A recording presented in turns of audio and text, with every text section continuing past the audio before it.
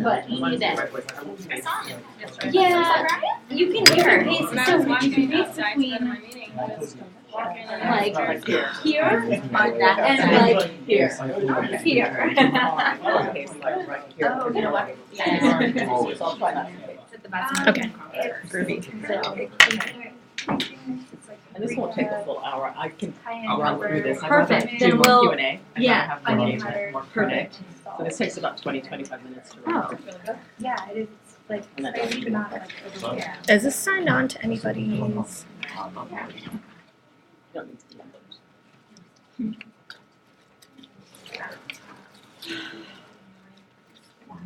Is this?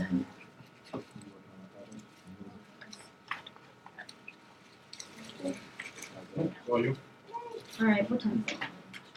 Oh, perfect. Then I will.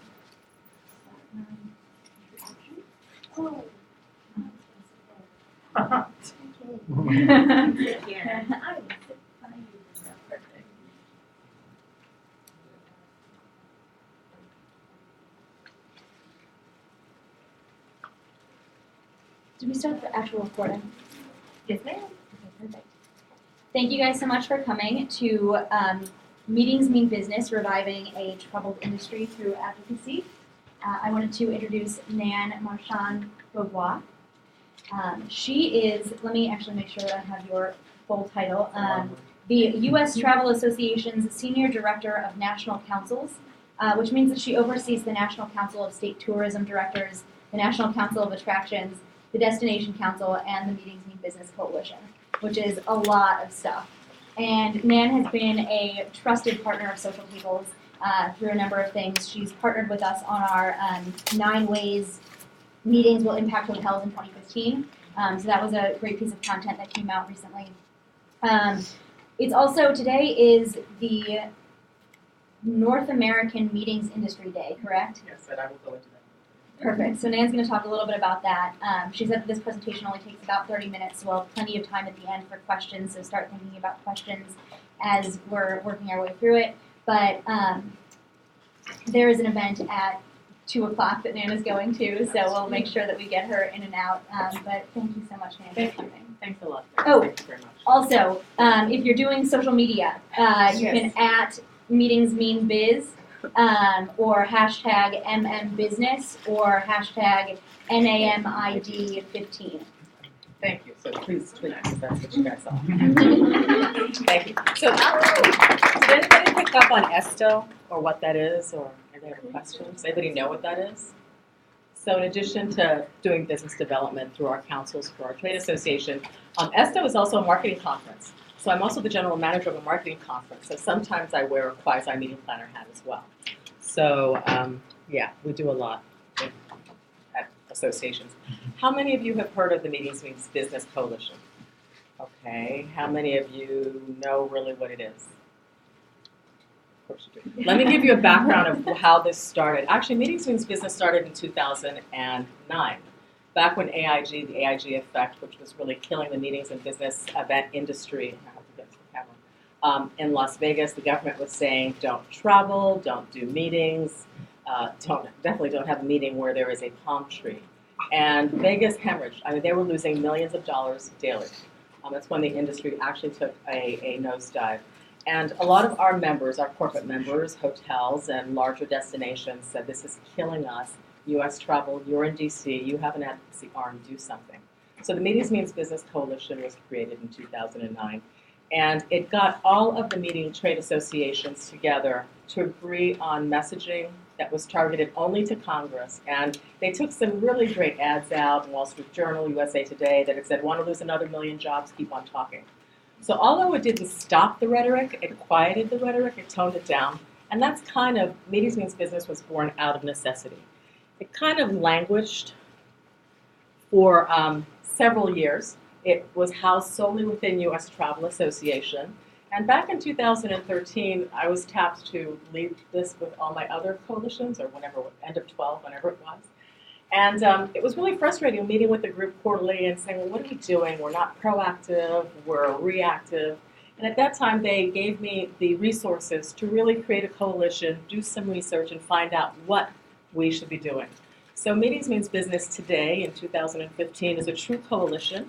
We have members from all of the trade associations, the MPI, ASAE, SITE, CISO, DMAI, they all sit on the board, and we are an advocacy and a communications platform for the meetings and events industry in the United States. And it really is to prove the value of meetings and face-to-face industries. And we do that using these three platforms. Personal connections, which is pretty obvious. I mean, you can definitely have a meeting. You can use technology, and we're not saying that technology is not important. Technology is critical to this industry, but we see it as being additive and never replacing face-to-face interaction, because you're not going to get the same outcome when you're dealing with someone face-to-face, whether if you're, on a phone or Skyping with someone. Obviously, it's all about ROI. You have to be able to prove the value of your business, and strong communities. So meetings are more than just the numbers. It's more than just the business value. It's also about what it actually does to a community and what you leave behind in a community when you have a meeting or a convention or an event. And one of the best cities in the world that has done this and proved this is Sydney, Australia, with their meetings initiatives and through their CVB.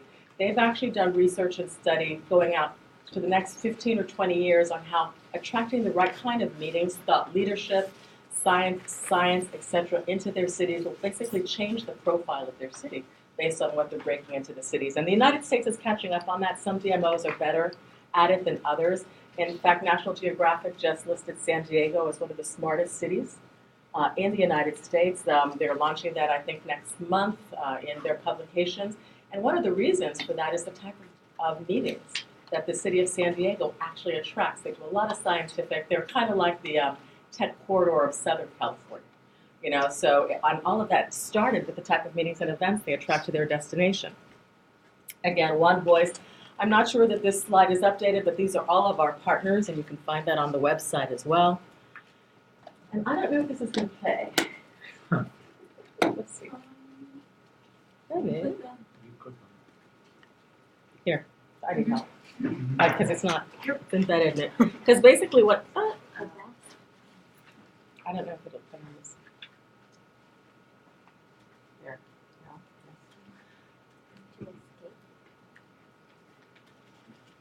no. It should. What this is what we call our voice video sound. Whoops. Sorry, friends. Economic growth, and most importantly, jobs for all of us throughout the United States. It's that interaction with people that allows them to see who you are and allows them to build a sense of trust. Meetings to us really means collaboration. Well, meetings in Miami means jobs. Meetings where you learn. Meetings mean increased revenue. A strong economy for Chicago. Nothing can replace sitting down with someone or a group. It's the most important kind of communication there is. It means really adding value in almost anything you're trying to accomplish. It is all about the experiences that we have when we're together that can't be recreated by technology. So really it's about those human connections that allow an experience to feel like it's so personal. It's the conversation, it's the dialogue, it's the trust that's being built in the hallways. And I can't think of a single deep relationship that I have with a client or an industry colleague that wasn't forged over face-to-face business meetings or through face-to-face conventions and educational summits. The economic impact of meetings is phenomenal, not just on the travel industry, but what gets done at a meeting. If you walk through any trade show floor on any given day, you will see millions of dollars being generated in sales. If you want to grow your company, if you want to grow your association, if you want to grow whatever organization is important to you, you're going to do it through face-to-face interactions. When Congress goes and convenes and creates solutions, they don't do it in separate rooms, they do it together. The outcomes of a face-to-face meeting far exceed the outcomes of any other kind of exchange. The power of meetings and events to the economic health and value of our country and internationally is tremendous. You see taxi drivers working, you see folks in hotels actually working, you see restaurant employees working, you see the economic impact of those individuals that are in our communities. The economic power that meetings brings to so many cities, the creation of jobs, the sustainability of jobs. All the members of the meetings community are on board, and we're going to do something together. We have an amazing opportunity right now as an industry to not only learn from our past, but truly protect our future. One voice on behalf of the industry is so much louder. When a politician goes and wants to say something derogatory about the meetings industry, we want them to think twice. We want them to go, that means jobs, that means economic impact. The entire industry, not just the leaders, but the grassroots start really talking about our industry and the benefits that we bring. We are standing strong, we're standing together, and we're launching the Meetings Mean Business Coalition and the messaging campaign starting now. So that everyone who's a member of our companies and our associations gets it and goes out and starts to speak with that same voice, people will begin to understand the value of Meetings Means Business. Together, we will advance our story and drive a conversation around the value of our industry. Let's do it together. One industry, one voice.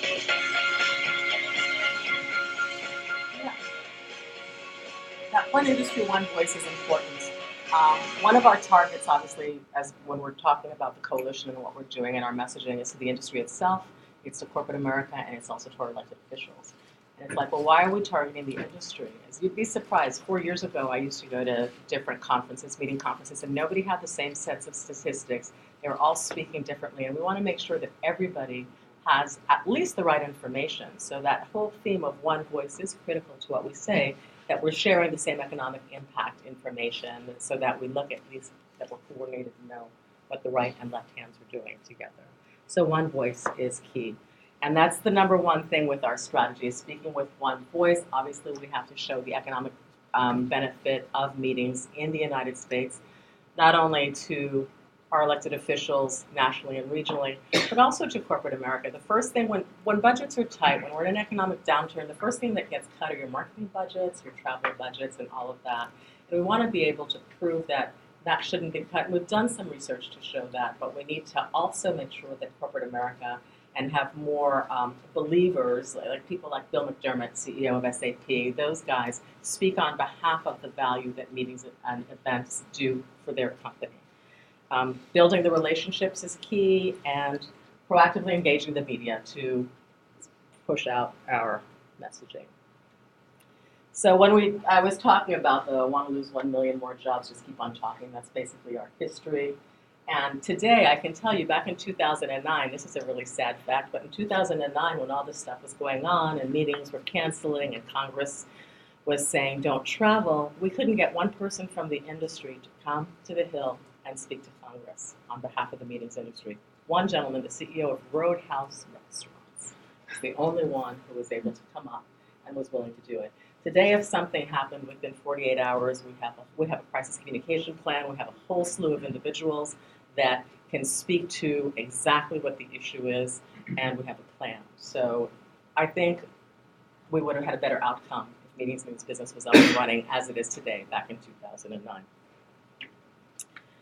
So success for us, quite frankly, is adoption and having people download the app, tweet, and understand what it is we're talking about.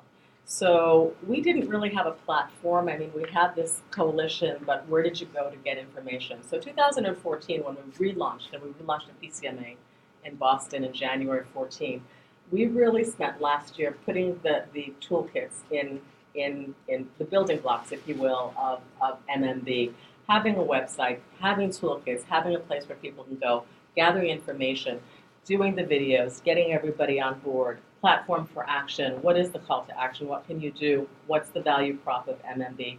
And the great thing about MMB is this is completely funded by the industry.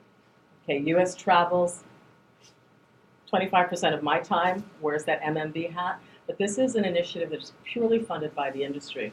So people are writing checks to sit on our board, people are writing checks to support the coalition's work, And the work last year, we do work with an agency called APCO Worldwide. They're based here in DC.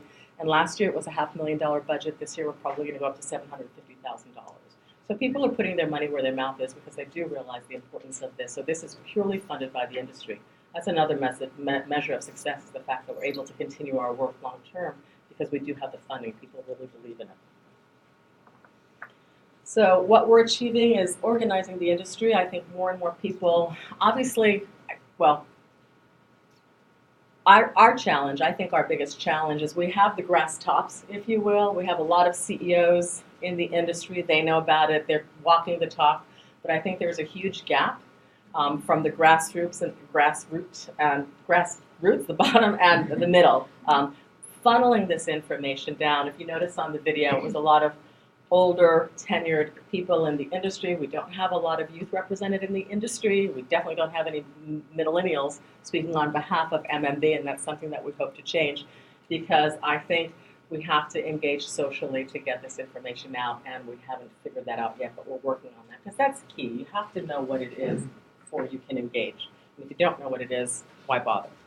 So we leverage resources. We leverage every single person on that board because it is an influential board. It's all the key players, so we definitely have to leverage them. And the media is very important. I think we've been successful with the trade media. And one of the things I'm excited about for this year is Greg Oates, an editor of Skift, is going to be penning our blog for us. He's going to be doing a feature blog, I think, monthly for us and helping push information out that way. And also, we need to get in more mainstream media, both traditional and non-traditional. So we have the website. That's where you can go and find information. Toolkit, we have a lot of information, talking points, research. We've been able to get all of the key research and findings from all of the other trade associations, whether it's SEER, MPI, PCMA, and have it all in a depository in one place. This is really where you can go to get all of the key information. We have an app. I wish I had more downloads, but you can download the app and have it right on your phone and at your fingertips. And again, we're starting this blog off. We're kicking off the blog, and maybe we can talk about how you can help us enhance that. Maybe Social Tables can write a blog or something like that and help us with that. And our objectives are really simple. We have to continue to spread the message out this year. We need to enlist validators and champions. It's really much more effective, not only politically, but also to the business community when you have other people talking on your behalf. Obviously, it's self-serving. If the business industry is healthy, everybody is good, but it's great when other people talk on your behalf. We are launching our advocacy initiative this year. Actually, we're in the process of fine-tuning what that is. But what we are focusing on from an advocacy standpoint is because we're in DC and because there's been such a challenge with government meeting planners, our focus is solely on protecting government travel and government meetings, because in the last 3 years their budgets have been cut down by 30%. There is a huge optics problem for government travel and government employees to travel and attend meetings, and so that's really what we're focusing on. We just fielded some research with 36 different agencies in the government about their thoughts and opinions on travel and all of that, and that's coming out soon. And we'll be doing, it's really going to be an education campaign on on why federal employees have to travel. I mean, I don't want the guy who's in the flight control tower doing his training online. I'd rather he have hands-on training. You don't want, your surgeons or your scientific guys. You want them to be able to be out there, and especially for the scientific community. Scientific community. It's really, really important, because one of the great things about the United States and our scientific agencies is the fact that you can go in as a young PhD, you can establish a name for yourself. But that means you have to travel, you have to write white papers, you have to get published, and you have to go out and speak. And if you can't do that as a government employee, because you work for a government scientific agency, where are you going to go? So that's just a very small example. That actually came out in our focus study with some of these government planners and agencies, is the fact that we're losing talent because they cannot travel and publish and do the research that they used to be able to do. They can do it and send it out online, but that's not as effective as presenting your white paper wherever it needs to be. So those are the things that we don't really think about. When we were talking about government travel, and we're only focusing on dollars and the economics, And what we found, the big aha for us in all of our focus groups with the government agencies was the fact that focus on the education and the talent, that's not happening.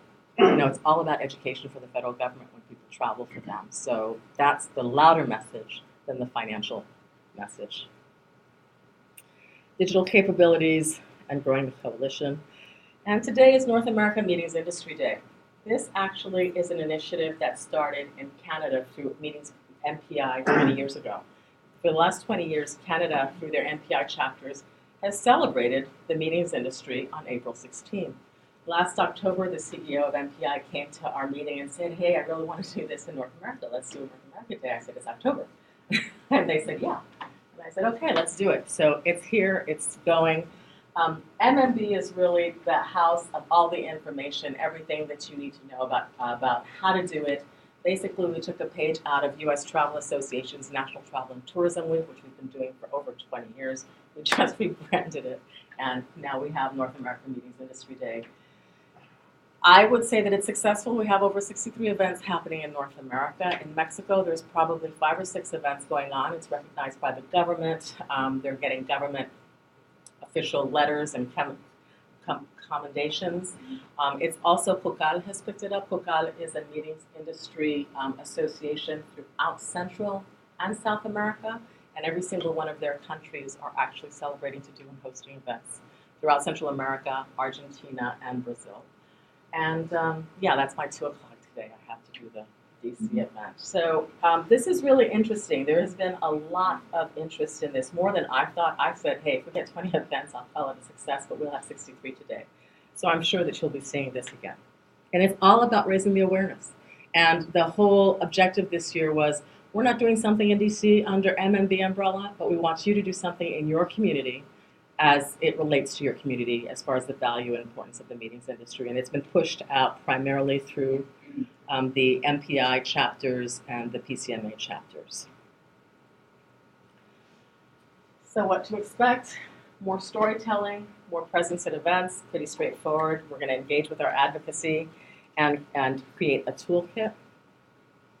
And this is how you can help. And one thing that I was asked to talk to your group about is how you, what is the difference between this information and how does it resonate with millennials, because I guess everybody in here is a millennial, and what can you do that's different?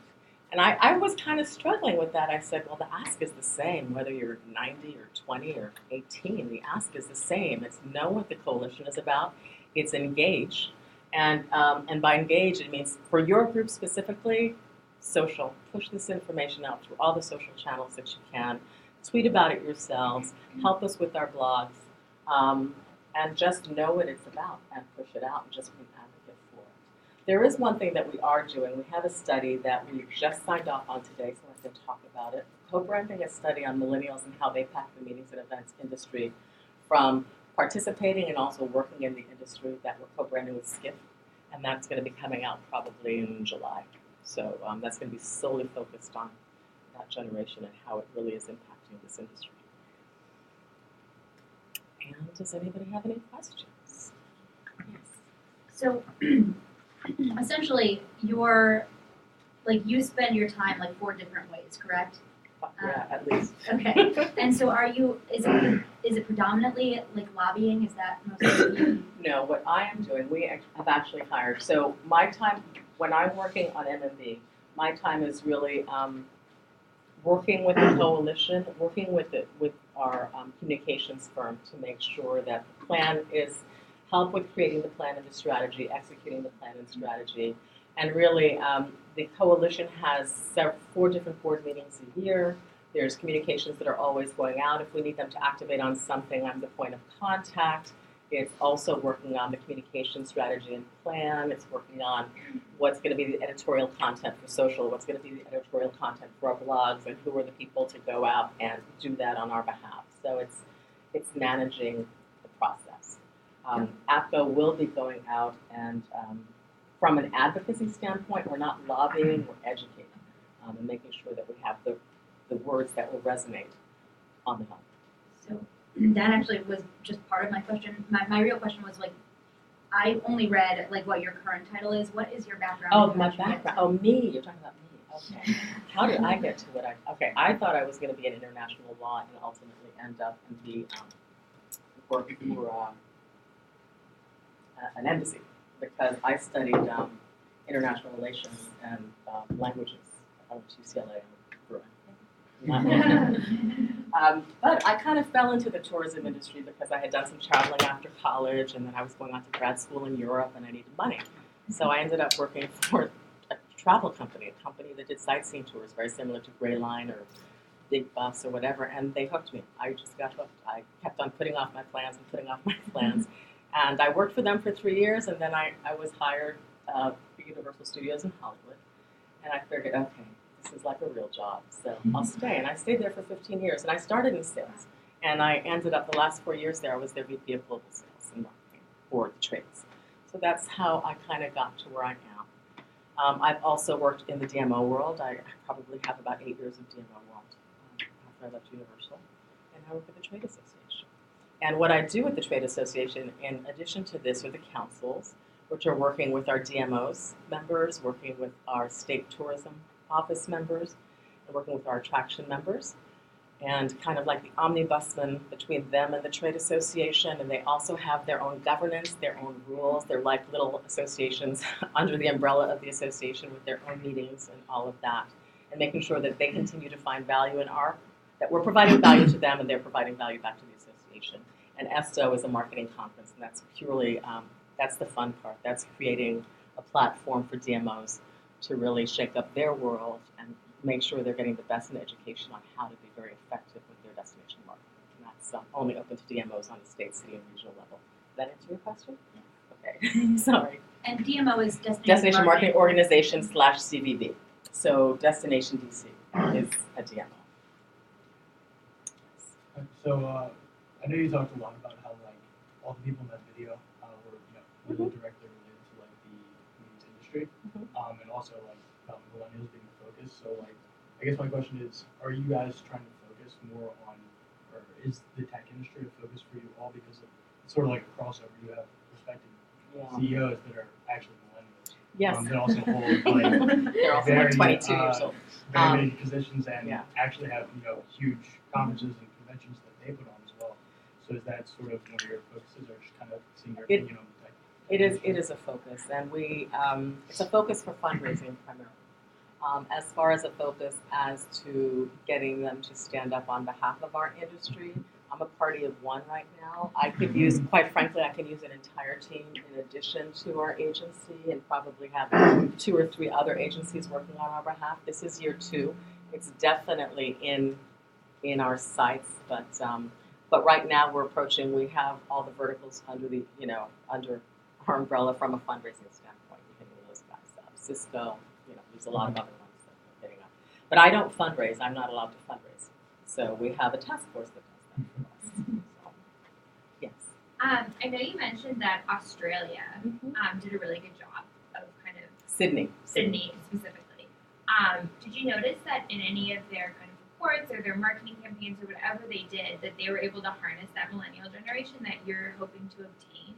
What Sydney did a very good job on is focusing on the value that meetings and events brings to their destination, not only from an ROI point of view, but also from a elevating the caliber of businesses in the community in itself. That wasn't a millennial study. That was just focusing on the value that meetings has for the community. Okay. We're doing a millennial study with Skift that'll be out in July. The only other group that I know that has done anything with millennials, the city of Las Vegas, the Las Vegas Visitors Authority, has taken a look at millennials and this industry, and MPI has done something as well. But I've not delved into that yet. I will be soon to make sure that we're tracking with our study.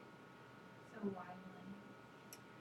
We're this largest group. It's the largest population group. I think you've surpassed the boomers, or just under the boomers, and you're in the workforce, and we're not going to be around forever. So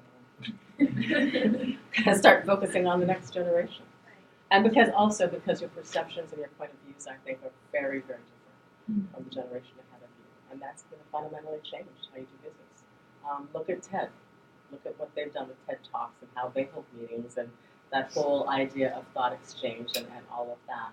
So just like for boomers, you know, if you know that you're going to be meeting with the Geriatric Association, you better have your presentation in 22 point or and hand out paper. You know, so you have to be in any business. I don't care if it's the meetings industry or whatever. You have to be sensitive to the generational changes and what it does to your business and industry, because you can't assume that it's going to be the same. People don't stay in the same job for 30 years. Nobody here is going to get a pin from Social Table after 10 years, right? They're going to be elsewhere or somewhere else. So all of that has to, maybe 15, okay, let's use 30. But seriously, I mean, it's just, you just have to be in tune with that and see how it impacts your business. So we're just doing, it's just good business practice. Regarding social media, I saw that you guys have a Twitter, Yes, we and do. you're trying, I'm tweeting the heck out of you guys right now. Thank you. So, we only have 400 followers. How sad is that? We can talk after. Thank you. Yes, we do. So, what is the plan to leverage social in order to reach millennials? I mean, that's such a It's huge. We have a meeting goal. next Thursday to talk about that. Actually, we actually are APCO's put a plan together on that. We're going to be talking about that next week to see how we can better leverage that. Because quite frankly, I think that's going to be the best way for us to engage a much larger audience, and that's through social.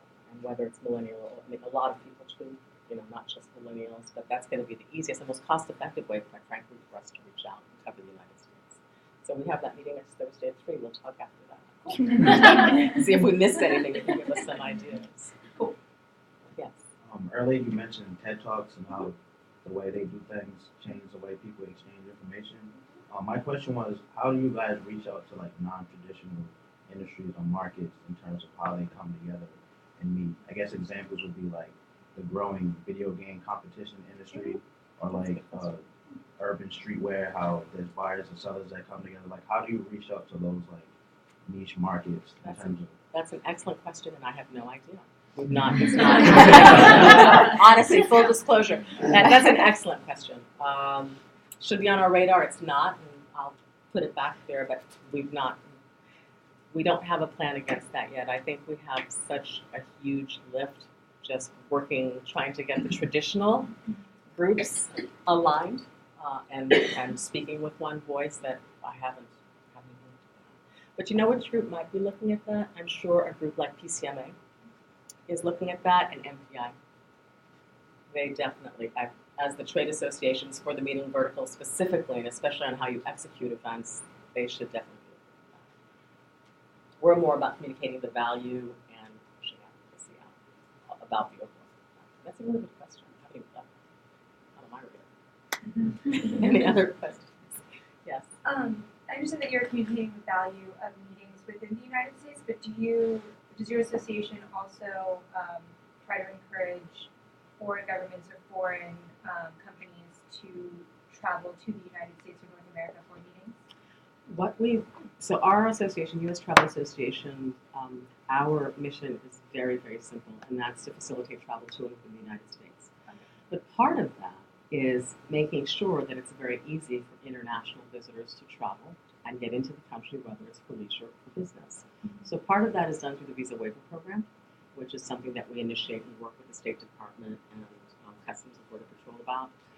But the other thing that we did about 6 years ago, we created the Travel Promotion Act. We got that through Congress, and that created for the first time Brand USA, which was the United States NTO. We've never had a National Tourism Office until then. Our budget, when it came to promoting the United States internationally, was nowhere on the radar. It's still rather small. I think it's only $100 million, and Switzerland probably has a bigger budget than we do. But the reality is, it's a government, quasi-government agency. So we're the mothership. We gave birth to that organization, and I know that it's not. Maybe it's phase 2 or 3. They are out promoting the United States throughout the world. The focus is leisure, but you can't help but cross over into someone having information and doing business. And I think hopefully in the next 5 years they'll start looking at promoting business travel and events into the United States. We have a small initiative through a trade show that we've been doing for over 40 years called International Powwow, or IPW. So we have probably about 60 incentive companies globally come over every year for that show. And we also partner with IMEX Frankfurt and IMEX through IMEX America, and work with them in helping to promote business into the United States. It's not a primary focus, but it's a secondary focus. Any other questions? Let me ask you guys questions. How many of you interface with meeting planners? At all? You interface, you a little bit. Why is this topic of interest to you? Or is it just you're getting, it's checking it off the box for some reason? I think it's interesting just to kind of be able to see from different sides of the industry, because obviously what we do is on the technology side, so just being able to always see from different places and hear from different people throughout the industry, it gives us good insight when we're working with our customers, because they're all in different industries too. That's the other challenge with this industry is it's such a diverse industry, and there's so many diverse interests, so getting everybody at one table is quite an interesting task. Sometimes I think like I've got my UN work cut out for me, which is We always say to our clients also that, or we try to serve as a thought leader, an industry thought leader to them also. So I know as a company, we like to try and stay up to date on everything from all angles, just so we can be better resources to those we interact with. I had thought of like the economic impact of meetings on maybe individuals or hotels or chains or corporations, but I had never really thought about it in terms of cities or municipalities or like the entire country or North America. So it was interesting to hear about it. I don't think there's one city that isn't impacted in the United States, or a congressional district. A congressional district, every single congressional district in the United States is impacted by the meetings industry. I mean, the longest running meeting in the history of the United States is Congress. These guys fly in to meet all the time. They don't care how much they get done all the time. They definitely they do it face to face. They don't do it on the phone. So we didn't like that too well when we talked to the government planners. I push that down there. It's okay to be reverent a little bit. Thank you for your time. I really would like to stay in touch with you guys. If you have any questions, you know where to reach me. Maybe talk a little bit more about helping us engage on social. If your CEO is great, and if he wants to pen a blog or something like that, we can definitely work on things like that in the future. Thank you all.